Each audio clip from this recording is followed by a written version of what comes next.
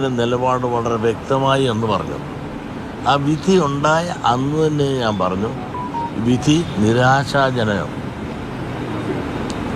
ഇങ്ങനൊരു വിധി ഉണ്ടായത് അങ്ങേയറ്റം ദുഃഖിക്കുന്നു. സ്ത്രീ പ്രവേശനം പരമ്പരാഗതമായി അവിടെ ഇല്ലാത്ത ഒന്ന് നടപ്പാക്കാൻ ശ്രമിക്കുന്നത് ശരിയല്ല.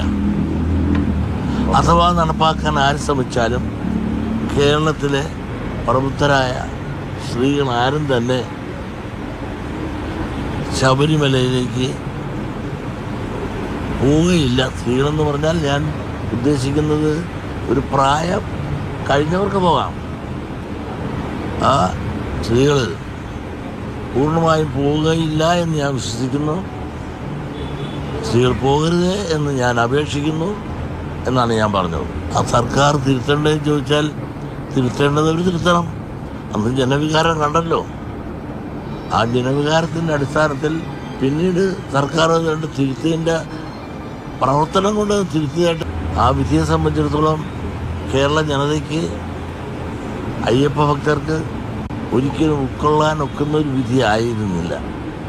അതിൻ്റെ വിചാരങ്ങളെല്ലാം തന്നെ വളരെ അധികം പ്രതിഷേധാർഹമായ രീതിയിൽ അണപൊട്ടി കേരളം മുഴുവൻ അതിൻ്റെ പ്രതിഷേധത്തിൻ്റെ പ്രതിധ്വനി നമുക്ക് കേൾക്കാൻ സാധിച്ചിട്ടുണ്ട്.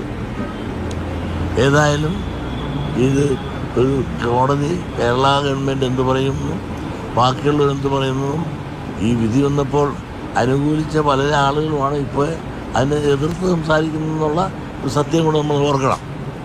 എന്തുമാകട്ടെ, ഗവൺമെൻറ്റിനായാലും ആരുടേതായാലും അഭിപ്രായങ്ങൾ പറയുവാനൊരു അവസരം ഇന്ന് കോടതി കൊടുത്തിട്ടുണ്ട്. അതിനെപ്പറ്റി ചിന്തിച്ച് ഒരു തീരുമാനം കോടതി എടുക്കട്ടെ.